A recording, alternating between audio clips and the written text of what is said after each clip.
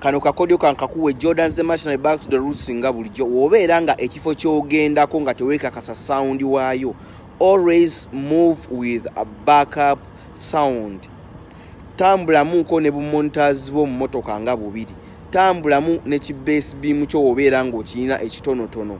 Waliwo bi-bass beam bino ebitonotono ng'osobola okigula ne kikubeeramu. Waliwo mixer gy'osobola okubeera ng'otambula nayo ekubeeramu. Osobola okugulayo amplifier n'ogamba eno amplifier yaffe ya backup ffe tubeera nayo. Osobola osanga owantu n'ogenda nga balina just nga balina emizindalo weegiri naye nga just emizindalo egyo bagiloadinze bagitadde ku mixer amp nafu nga mukuba ebintu nga tebivaayo bulungi naye nga osobola okugamba kankwate amplifier yaffe ngigatteko n'osanga owantu nga mmwe mixer oli gye yabagambye nti gy'alina y'amaanyi gwe n'osanga nga mixer eyo tegenda bakolera.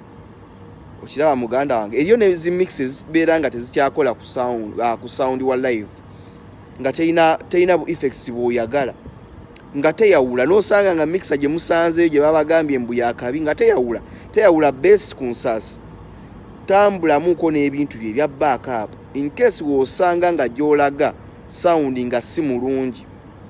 Tambulamuko ne bumontabo n'ekabakamu osanga owantu nga babateereddewo montazi nga ziri eri bass beam kiri eri naye gwe ng'osobola okubeerayo ne ka bass beam ku kana akatonotono nga drama n'owa bass gita basobola okubeera nga beewulira. Kamontako ng'osobola okateeka wali gwe omukubi w'ennanga n'obeera nga weewulira naawe n'abayimbi bo ne babeera nga beewulira. Ne ebiseera ebisinga gye mugenda egy'emikolo osanga nga ye DJ yakoze setup wa sound amufevalinga. Notandika okugamba bannaaye ate tetubawulira biki tetwewulira bulungi ate eriyo nonno bano bannaffe abatuuka leeti